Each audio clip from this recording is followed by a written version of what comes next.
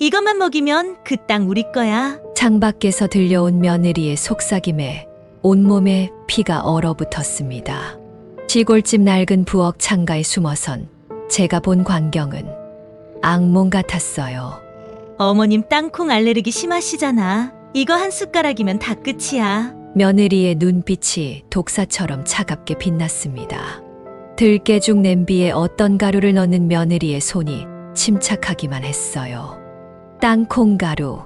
제게는 독약이나 다름없는 그것을 10살 때였을까요? 처음 땅콩을 먹고 쓰러졌던 그날 병원에서 의사가 말했죠. 땅콩 알레르기가 심각한 수준입니다. 조금만 먹어도 목숨이 위험할 수 있어요. 그 뒤로 평생 땅콩은 제게 공포의 대상이었습니다. 며느리도 이걸 잘 알았어요. 5년 전 추석 때 실수로 땅콩을 먹고 쓰러졌을 때 며느리가 제일 먼저 119를 불렀던 사람이었으니까요. 이번엔 실수 없어야 해. 지난번처럼 실패하면 안 돼. 저렇게 해맑은 목소리로 시어머니를, 바로 나를 처리할 계획을 하고 있다니 순간 숨이 멎는 것 같았어요. 작년 추석 국수를 먹고 쓰러졌던 날이 떠올랐습니다. 그날도 며느리가 국수를 사왔었죠. 의사는 원인 모를 알레르기 반응이라고 했지만 이제는 왜 그랬는지 알게 되었네요. 어머님, 제가 더 조심했어야 했는데. 죄송해요. 그때 며느리가 했던 말, 새하얀 병실에서 저를 걱정하는 척하던 그 표정, 이제야 모든 게 이해가 됐습니다. 그건 실수가 아닌 리허설이었던 거예요. 어머님 돌아가시고 나면 이제 이 땅 다 우리 거예요. 빚도 갚고. 아들의 낮은 한숨 소리가 들렸어요. 그래. 이번엔 절대로 실패는 없어. 가슴이 찢어질 것 같았습니다. 내 아들과 며느리가 이렇게 차근차근 계획해서 남편의 첫 기일날 저를 남편 따라 보내려는 건가요? 내가 먹을 음식에 독을 넣어 돈이, 재산이 그렇게도 중요했던 걸까요? 며느리가 죽을 젓는 소리가 죽음의 카운트다운처럼 들려왔습니다. 섞어 넣은 땅콩가루가 죽과 함께 엉키며 소용돌이치는 모습이 마치 제 운명처럼 느껴졌어요. 어머님 들깨죽 거의 다 됐어요. 제가 정성껏 끓였으니까 꼭 드셔야 해요. 달콤한 목소리로 부르는 며느리. 작년 병실에서처럼 가식적인 걱정을 담은 그 목소리가 독이 발린 꿀처럼 느껴졌습니다. 다리가 후들거렸지만 정신을 차려야 했습니다. 이대로 당할 순 없었어요. 또다시 실수로 치부될 이 계획을. 이번엔 반드시 증거를 잡아야 했습니다. 하지만 누구를 믿고 이 끔찍한 진실을 말할 수 있을까요? 문득 부모님의 마지막 모습이 떠올랐습니다. 우리 부모님은 이 마을에서 제일 가는 부자셨어요. 앞산에서 뒷산까지 눈 닿는 곳에 논밭은 거의 다 우리 땅이었죠. 다들 큰 집이라고 불렀던 우리 집. 여름이면 마당 가득 널어놓은 곡식들이 황금빛으로 빛나던 그 시절이 아직도 선명합니다. 은희야, 이 땅은 내 할아버지 때부터 일구고 가꾼 거다. 돈만 보고 함부로 팔면 안 된다. 돌아가시기 전 아버지가 마지막으로 하신 말씀이었어요. 어머니를 먼저 보내고 아버지도 그리움을 이기지 못하고 곧 뒤따라가셨죠. 두 분 다 큰 병환 없이 평화롭게 가셨지만 그래서 더 마음이 아팠는지도 모릅니다. 그래도 부모님이 남겨주신 땅은 절대로 팔지 않았어요. 그동안 시간이 흐르며 땅값도 많이 올랐지만 아버지가 남기신 유언이었으니까요. 제 아들이 며느리를 처음 소개했던 날이 생생합니다. 봄비가 부슬부슬 내리던 날이었어요. 어머니, 제가 결혼하고 싶은 사람이 있어요. 평소 무뚝뚝하던 아들의 얼굴이 발그레해져 있었죠. 대기업에 다니는 똑똑한 여자라고. 저는 그저 우리 아들을 좋아해 준다는 것만으로도 고마웠습니다. 첫 상견례 날 며느리는 참 인상적이었어요. 머리부터 발끝까지 깔끔한 정장 차림에 또렷한 눈빛. 어머님, 제가 처음이라 서툴 수도 있지만 열심히 배우면서 잘 모시겠습니다. 그 말이 얼마나 공손하고 진실되게 들리던지 결혼식 준비 과정에서부터 며느리의 야무진 면모가 보였어요. 어머님, 결혼식은 시골 회관보다 서울 호텔에서 하는 게 어떨까요? 제 친정 쪽 하객들도 많이 오실 텐데. 저는 그때도 며느리의 뜻을 따랐습니다. 시골 회관에서 했던 동네 결혼식들과는 달랐죠. 호화로운 호텔 웨딩. 하객들의 부러운 시선을 즐기는 며느리의 눈빛이 번뜩이던 게 기억납니다. 처음에는 도시 생활만 고집하던 며느리가 시골에 관심을 보이기 시작한 건 첫 명절 때였어요. 제사를 지내러 왔다가 마당에서 말을 걸더군요. 어머님, 우리 집 땅이 정말 이 앞산까지 다인 거예요? 며칠 전 뉴스에서 봤는데 이 지역이 개발된다고 하던데. 그때는 그저 시어머니와 이야기를 나누고 싶어서 그러나 했어요. 하지만 명절마다 오면서 며느리의 질문은 달라졌습니다. 어머님, 옆집 할머니네는 땅 팔아서 자식들 서울에 아파트도 사주고 좋다던데. 우리도 한번 생각해보는 게 어떨까요? 수확철이면 작은 바구니 하나 들고 와서는 우리 땅을 구경하곤 했어요. 어머님, 이렇게 넓은 땅 관리하기 힘드시죠? 제가 부동산에 알아보니까 지금이 딱 좋은 시기래요. 처음에는 그저 걱정해주는 마음이려니 했습니다. 하지만 부모님이 돌아가시고 나서는 며느리의 본색이 드러나기 시작했어요. 어머님, 이제 혼자 계시는데 이 큰 땅을 어떻게 관리하시려고요? 저희가 팔아서 서울에 좋은 아파트 구해드릴게요. 한숨 한 번에 수억이 올랐다 내린다는 부동산 시세를 줄줄 읊더니 급기야 중개업자까지 데려왔어요. 아들도 그때부터 며느리 말에 적극 동조하기 시작했고 땅에 대한 욕심이 커질수록 며느리의 눈빛은 날카로워졌습니다. 처음에 보였던 공손함은 온데간데 없고 돈 이야기만 나오면 이글이글 타오르는 눈동자. 어머님, 이렇게 큰 땅 관리하기 힘드시잖아요. 지금이 딱 팔기 좋을 때래요. 앞에 고속도로 들어온다는 소식도 있고. 며느리의 끈질긴 목소리가 귓가에 맴돕니다. 처음엔 걱정하는 척 하더니 나중엔 노골적으로 땅을 팔라고 종용했어요.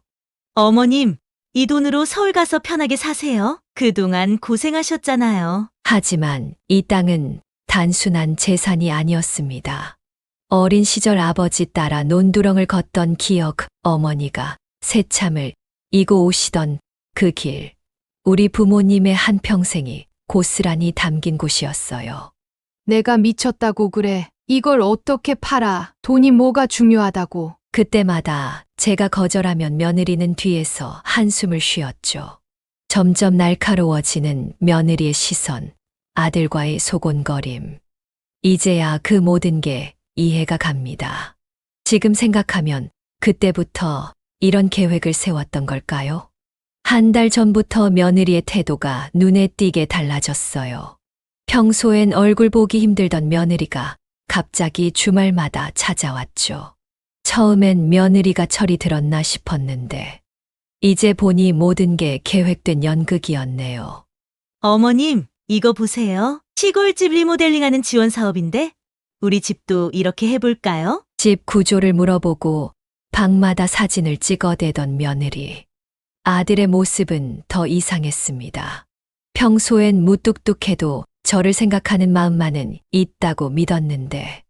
어머니, 요새 보험 같은 거 드셨어요? 나이 더 들기 전에 미리미리 준비해야죠. 제 얼굴을 똑바로 보지 못하고 어색하게 웃던 아들의 표정이 지금도 눈에 선합니다. 말끝마다 재산 이야기, 보험 이야기. 그러면서도 제 눈을 피하던 아들이었어요. 여보, 우리 어머니 혼자 계시는 거 안전하지 않아요. 우리가 모셔야 하는 거 아닐까요? 아들 부부의 대화. 그때 전 효도하는 마음이라 여겼는데 이제 보니 그 모든 게 지금을 위한 포석이었나 봅니다. 저번에는 제 방에서 서류들을 뒤지는 소리가 들렸어요. 며느리가 청소한다며 둘러댔지만 아마도 제 도장을 찾았던 모양이에요. 지금 생각하니 그것도 다 이 계획의 일부였겠죠. 어머님, 내일은 제가 일찍 와서 제사 준비할게요. 어머님은 편히 쉬세요. 어젯밤 며느리의 다정한 문자. 그 따뜻한 말 한마디 한마디가 제 목숨을 노리는 칼날이었다니. 이제야 모든 게 퍼즐처럼 맞춰지는 것 같아요. 남편의 첫 기일 아침. 평소 같았으면 조용히 치렀을 제사 준비가 왜 이리 숨막히게 느껴지는지 모르겠습니다. 어머님, 제사상은 제가 다 차릴 테니까 신경 쓰지 마세요. 며느리는 부산하게 제사 음식을 차리고 있었어요. 남편 생전에는 한 번도 상을 차려본 적 없던 아이가 갑자기 이렇게 열성적이라니. 이거는 여기, 저거는 저기. 제사상 차림새를 확인하느라 스마트폰을 들여다보던 며느리의 손이 미세하게 떨리는 게 보였어요. 어쩐지 제사상보다는 제 눈치를 더 살피는 것 같았습니다. 여보, 어머님 식사 시간은 언제로 할까요? 아들은 자꾸만 시계를 확인하면서 며느리와 눈빛을 주고받았어요. 땀을 닦는다며 손수건을 꺼내는데 손끝이 파르르 떨리더군요. 아, 어머니, 제사 지내기 전에 들깨죽부터 드시는 게 어떨까요? 요즘 소화가 잘 안 된다고 하셨잖아요. 아들의 목소리가 갈라졌습니다. 평소엔 무뚝뚝하기만 하던 녀석이 왜 이리 다정한 척하는지 그 가식적인 목소리에 소름이 돋았어요. 아침부터 부산하게 움직이던 며느리가 잠시 조용해졌습니다. 이상한 생각이 들어 부엌 쪽으로 가보려는데 낮게 속삭이는 목소리가 들렸어요. 여보, 걱정 마요. 내가 다 준비해놨으니까. 저도 모르게 발걸음을 멈추고 귀를 기울였습니다. 이거 한 번이면 돼. 어머님 땅콩 알레르기 심하신 거 알잖아요. 순간 온몸이 얼어붙었습니다. 며느리가 무언가를 쏟아붓는 소리가 들렸어요. 살며시 창가에 다가가 보니 그 순간 제 눈을 의심할 수밖에 없었습니다. 며느리가 들깨죽 냄비에 어떤 가루를 넣고 있었어요. 땅콩가루. 제가 그토록 치명적인 알레르기 반응을 보이는 바로 그 땅콩가루였습니다. 이것만 먹이면 그 땅 우리 거야. 며느리의 입에서 나온 말이 제 귀를 파고들었습니다.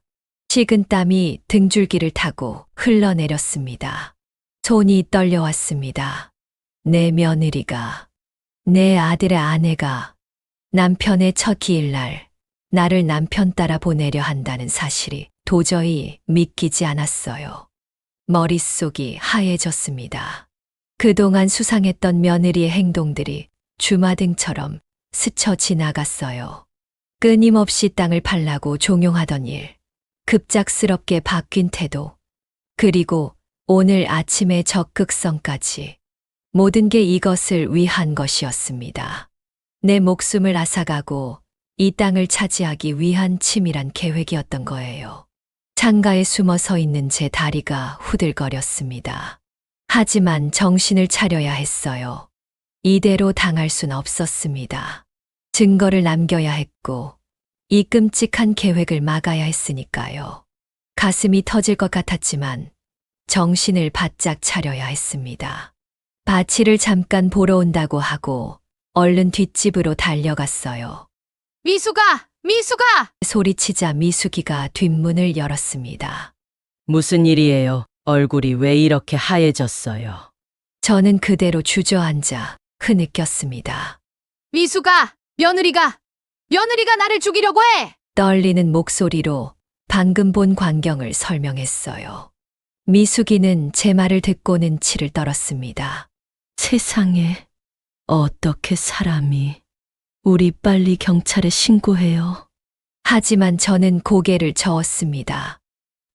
아니, 지금은 안 돼. 증거가 필요해. 미수가, 네가 좀 도와줘. 우리는 서둘러 계획을 세웠어요. 미숙이가 창너머로 동영상을 찍기로 했습니다. 부엌 뒤편에 작은 창이 있거든요.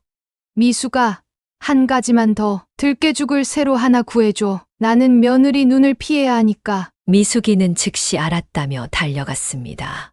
저는 다시 집으로 돌아와 아무 일 없었던 것처럼 행동했습니다. 며느리는 들깨죽을 끓이며 은근슬쩍 제 눈치를 살폈어요. 어머님, 시장하시죠? 얼른 준비할게요. 속으로는 피가 거꾸로 솟는 것 같았지만 겉으로는 태연하게 대답했습니다. 그래, 고맙다. 며느리가 잠시 자리를 비운 사이 미숙이가 가져다 준 들깨죽을 받았어요. 떨리는 손으로 바꿔치기를 하면서도 이게 현실이라는 게 믿기지 않았습니다. 가마솥단 위에 며느리가 숨긴 땅콩가루 통도 챙겼어요. 나중에 증거로 필요할 테니까요. 미숙이는 이미 창너머에서 대기하고 있었어요. 휴대폰 카메라가 우리의 유일한 무기였지만 이것이면 충분했습니다. 어머님, 이제 거의 다 됐어요. 며느리가 부엌에서 들고 온 들깨죽 그릇을 상에 놓았습니다. 어머님, 따뜻할 때 얼른 드세요. 저는 숟가락을 들었다 놓으며 망설이는 척했습니다. 그러자 며느리의 눈빛이 날카로워졌어요. 어머님, 왜 안 드세요? 제가 정성껏 끓여서 준비한 건데. 제 망설임이 길어지자 며느리의 목소리가 점점 날이 서기 시작했습니다. 저는 미숙이가 준비해준 들깨죽을 한 입 더 먹었어요.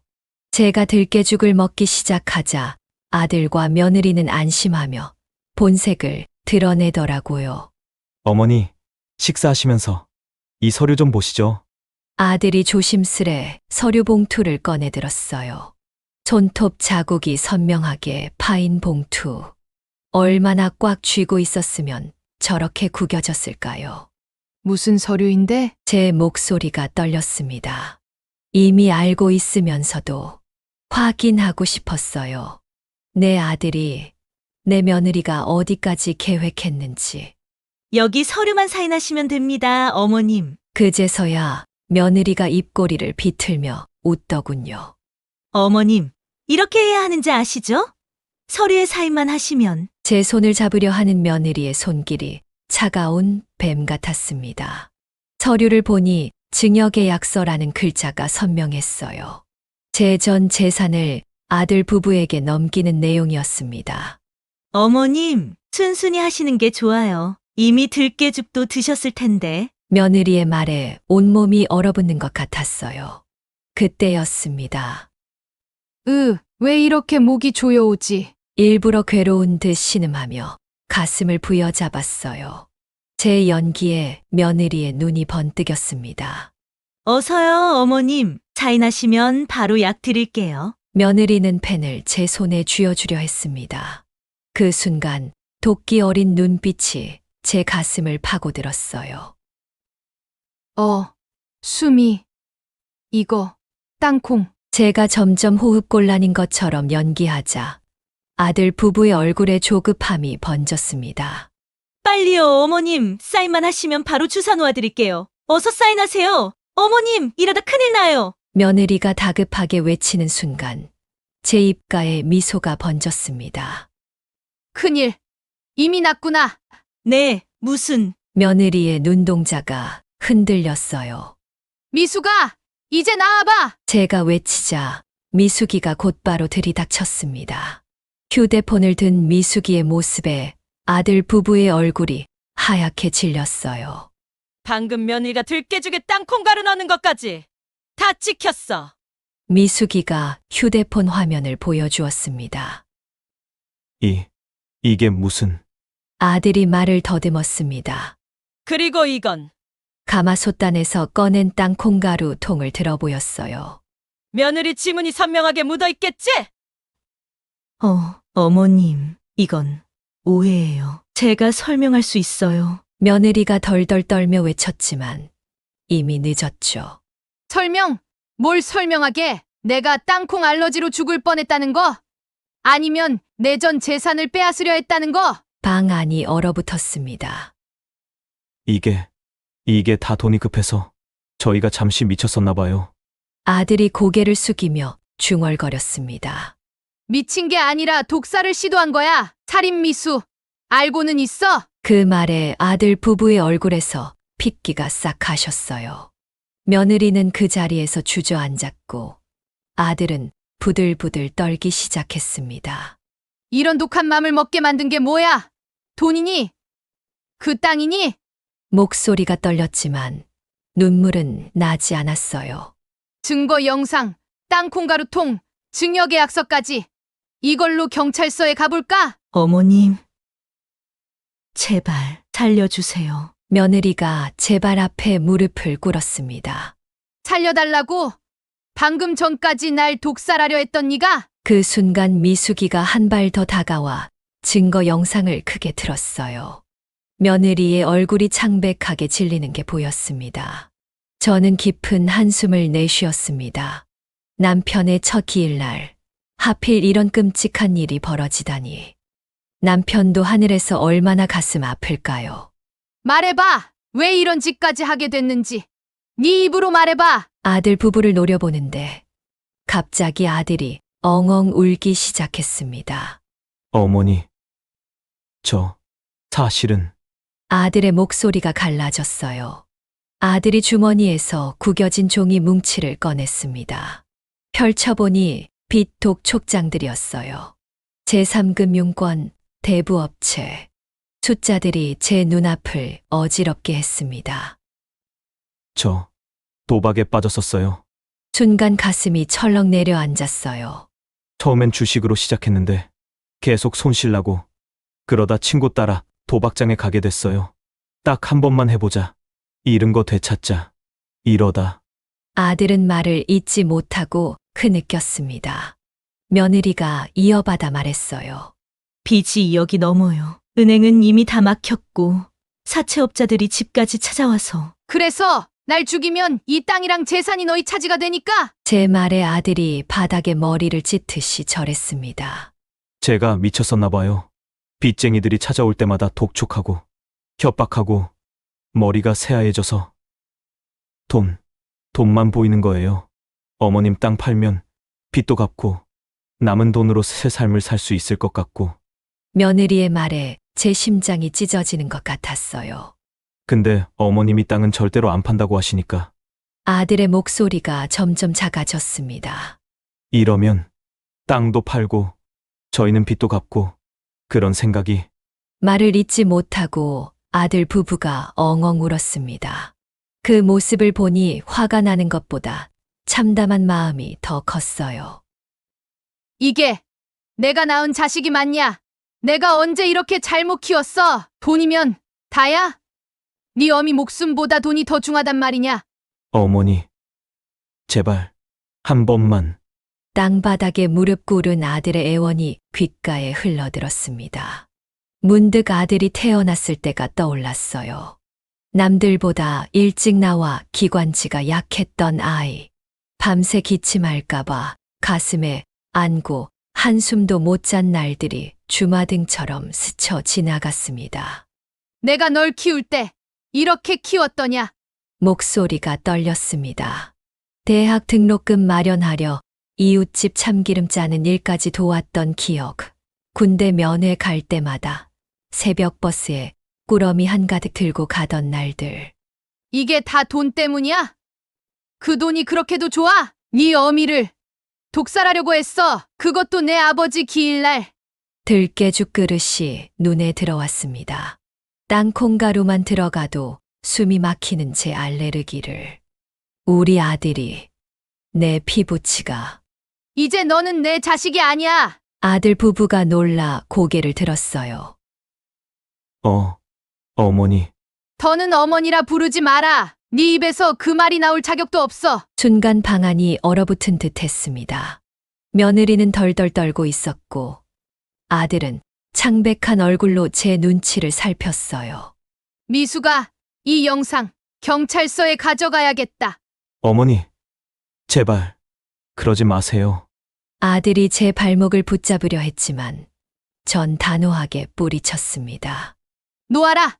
이제 난 너한테 죽은 사람이야. 평생 모은 재산보다 내 한 목숨보다 더 소중했던 자식에 대한 사랑이 순식간에 무너져 내렸습니다. 불과 몇 시간 전까지만 해도 이런 결말을 상상이나 했을까요? 당장 내 눈앞에서 사라져. 다시는 내 앞에 나타나지 마라. 아들 내외를 내쫓아낸 후에 저는 밤새 하염없이 울었습니다. 그때 미숙이가 저를 돌봐주지 않았다면 그대로 남편을 따라갔을지도 모르겠네요. 아들이 어머니를 독살하려 했다고요? 변호사의 목소리가 놀람으로 떨렸습니다.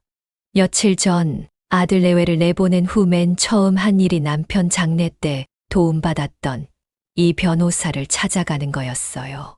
제가 겪은 일을 이야기하는 동안 변호사의 표정이 점점 굳어갔습니다. 증거는 있으신가요? 전 천천히 가방을 열었습니다. 여기 있습니다. 먼저 미숙이가 찍은 동영상을 보여드렸어요. 이건 며느리가 숨겨뒀던 땅콩가루 통입니다. 지문도 그대로 남아있어요. 이건 제가 사인하도록 강요했던 증여계약서고요. 하나씩 증거를 꺼내 놓을 때마다 변호사의 눈빛이 달라졌습니다. 상속권 박탈도 가능합니다. 살인미수죄의 협박죄까지 증거가 명확하니까요. 변호사의 말씀에 제 마음이 더욱 단단해졌어요.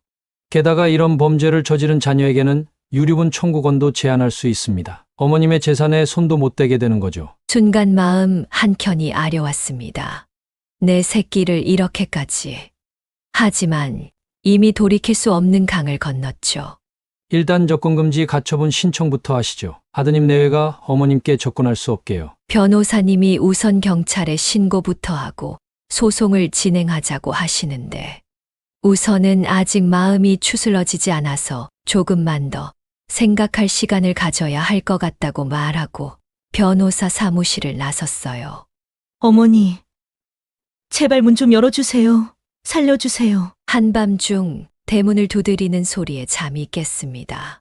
아들과 며느리가 대문 앞에서 울부짖고 있었어요. 빚쟁이들이 우리 집까지 찾아왔어요. 창문 사이로 보니 아들은 무릎을 꿇은 채 엉엉 울고 있었고 며느리는 대문에 이마를 박고 있었어요. 한밤중에 찾아와 이렇게 처절하게 울부짖는 걸 보니 가슴 한켠이 미세하게 흔들렸습니다. 어머니, 제가 잘못했어요. 그때는 제정신이 아니었나 봐요. 돈 때문에, 빚 때문에, 정말 눈앞이 캄캄해서. 며느리의 목이 쉬어가고 있었어요. 머리는 헝클어졌고 화장기 없는 얼굴이 헬쑥했습니다. 제발 마지막으로 한 번만 봐주세요. 저희가 이렇게 무릎 꿇고 빌게요. 어둠 속에서 들려오는 애원. 예전 같았으면 당장 문을 열어주었을 텐데 이상하게도 제 마음은 조금도 흔들리지 않았어요. 엄마, 저 여기서 죽어버릴까요? 그럼 엄마가 용서해 주실까요? 아들이 대문에 머리를 찌으며 절규했습니다. 당신, 그만해요. 피나요. 며느리가 말리는 소리가 들렸어요. 어머님, 저희 잘못했어요. 제발, 고소만은. 순간 제 귀에 그 땅 우리 거야 라는 며느리의 말이 다시 들리는 것 같았습니다.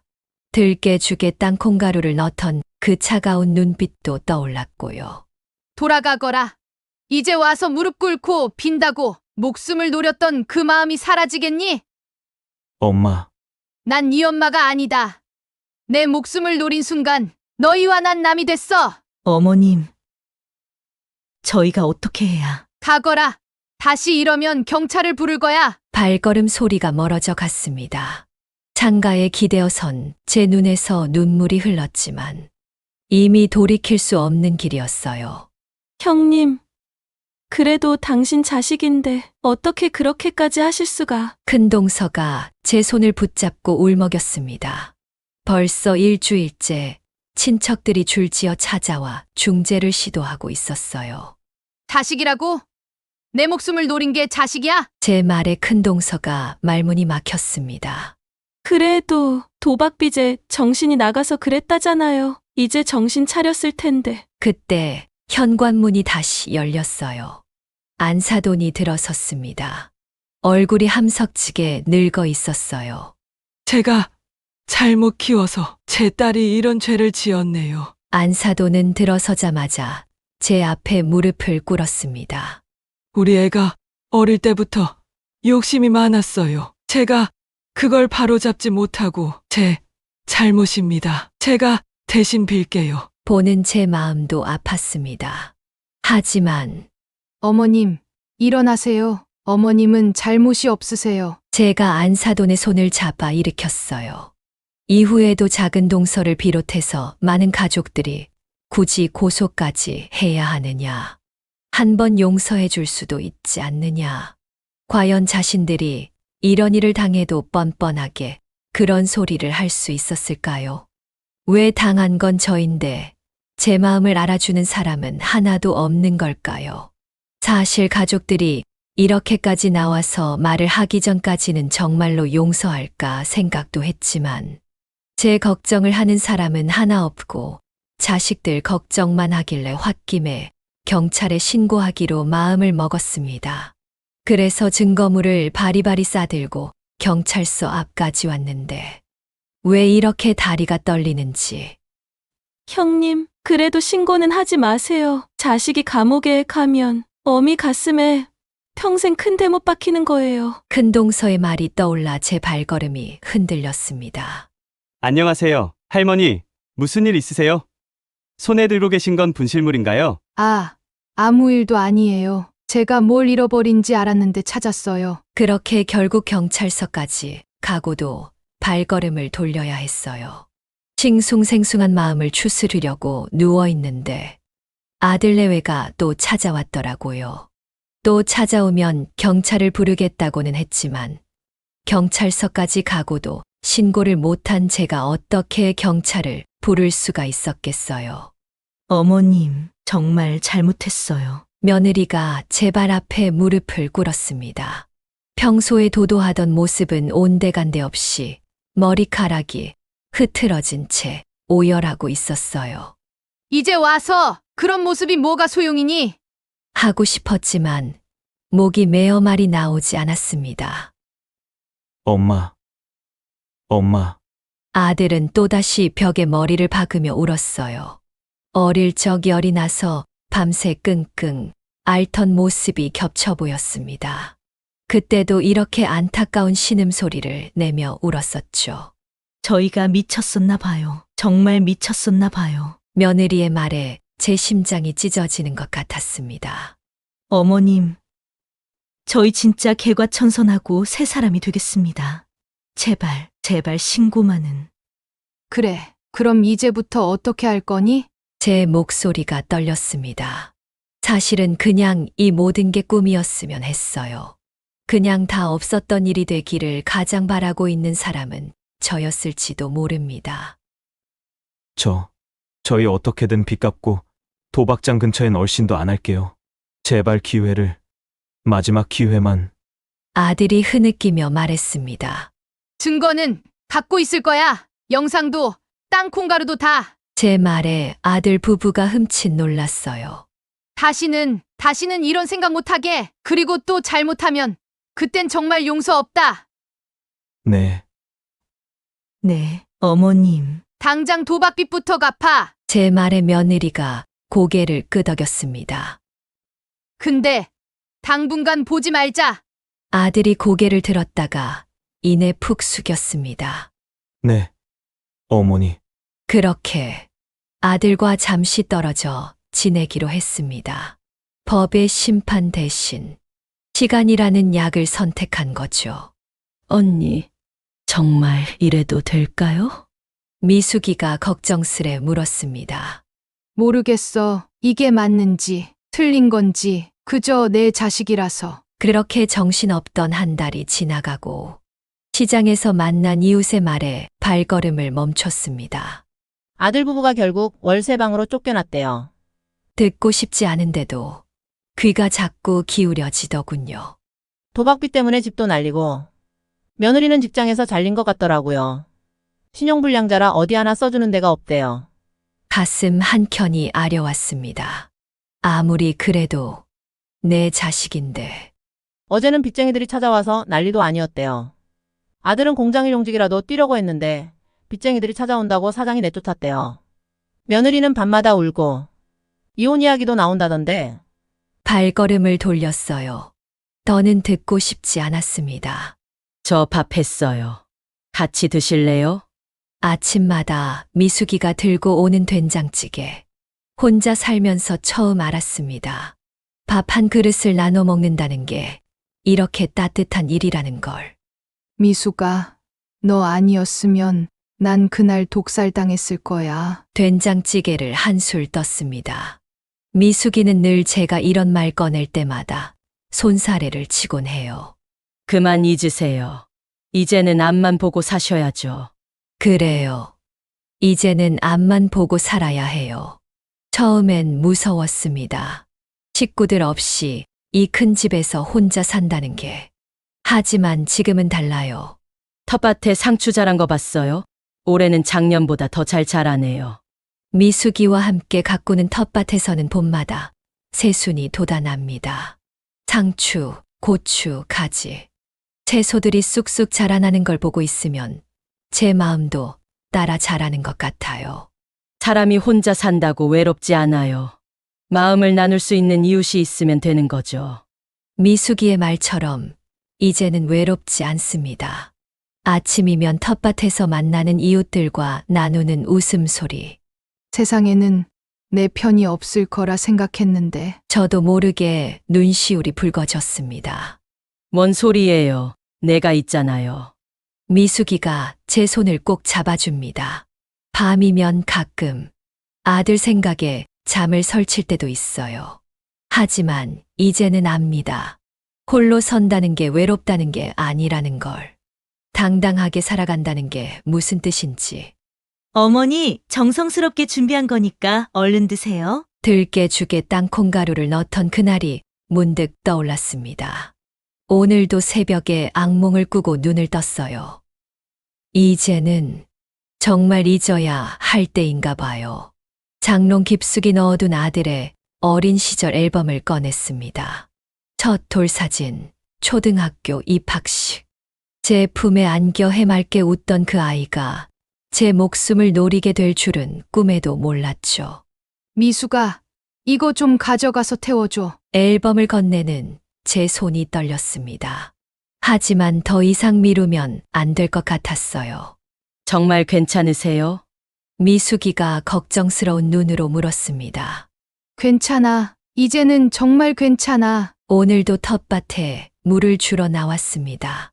아침 이슬을 맞으며 자란 상추를 보고 있자니 제가 선택한 이 삶이 틀리지 않았다는 생각이 듭니다. 고요한 시골집에서의 아침은 평화롭기만 합니다. 요즘은 매일 새로운 행복을 발견해요. 미숙이가 들고 온 된장찌개, 마을 할머니들과 나누는 수다, 혼자만의 차 한 잔의 여유. 사람들은 제게 묻습니다. 왜 그 큰 재산을 놔두고 이렇게 시골에서 사느냐고. 하지만 전 이제 알아요. 진정한 행복이 무엇인지를. 돈이, 재산이 과연 그렇게 중요했을까요? 그것 때문에 제 목숨을 노렸던 자식. 그 자식을 낳고 키운 세월이 한순간에 무너져버린 그날을 생각하면 아직도 가슴이 미어집니다. 가족이라는 이름, 그게 전부가 아니더군요. 오히려 서로를 해치는 칼이 될 수도 있다는 걸 뼈저리게 깨달았습니다. 하지만 그 자리에 새로운 인연들이 찾아왔어요. 위험할 때 망설임 없이 도와준 미숙이, 매일 아침 안부를 물어주는 이웃들. 피는 물보다 진하다고 하지만 때론 마음으로 맺어진 인연이 더 진할 수 있다는 걸 알게 됐습니다. 이제는 압니다. 진정한 관계란 목숨을 위협하는 게 아닌 서로의 생명을 지켜주는 거라는 걸. 제 이야기가 누군가에겐 무거운 짐이 되었을지도 모르겠네요. 하지만 전하고 싶었습니다. 돈 때문에, 재산 때문에 자신의 소중한 것을 잃지 말라고. 여러분의 인생에도 때론 큰 선택의 순간이 찾아올 거예요.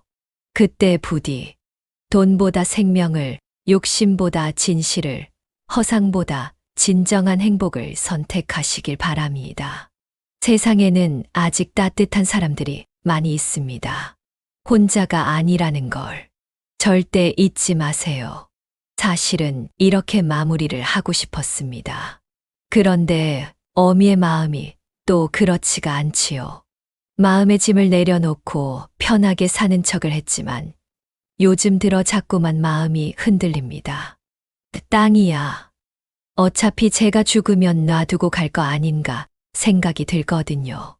땅을 절대로 팔지 말라던 돌아가신 아버지의 유언도 중요하지만 지금 눈앞에서 고통받는 살아있는 자식을 보면서도 외면하는 게 이게 과연 올바른 선택일까 싶거든요. 그날 땅콩가루를 넣던 그 순간은 어쩌면 빚쟁이들의 시달려 미쳐 날뛴 순간의 실수였을지도 모르는데 제가 너무 매정했나 봐요. 세상에 자식 죽이려는 부모가 어디 있겠어요. 그때는 제정신이 아니었을 거예요. 요즘 들어 자꾸 생각해요. 이 넓은 땅을 팔면 아들 빚도 갚고 예전처럼 아들과 잘 지내볼 수 있지 않을까 말이에요. 살 날이 얼마 안 남은 노인이 재산이 뭐가 필요겠어요. 그렇지 않나요?